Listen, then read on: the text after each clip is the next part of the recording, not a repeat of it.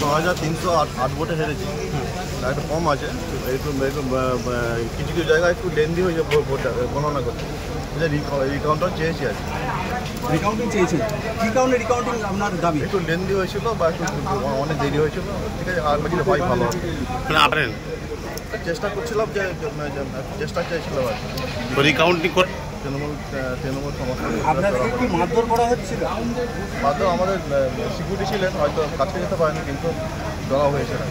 আপনার কি মনে হয় তৃণমূল যারা নেতা কর্মীরা সমর্থকরা আপনার আক্রান্ত হেনস্থা হতে পারেন?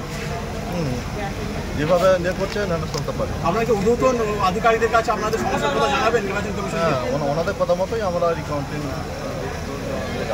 আরামবাগ লোকসভা প্রার্থীর আগের বারে যে প্রার্থী তিনিও কিন্তু রিকাউন্টিংয়ের দাবি করেছিলেন, সেই রিকাউন্টিংয়ের দাবি করার পর সেই কেস এখনও কিন্তু মেটেনি। 3টে বা আরও বেশি ইভিএম এখনও নির্বাচন কমিশনের বাক্সবন্দি, এখনও কিন্তু তার সমাধান হয়নি।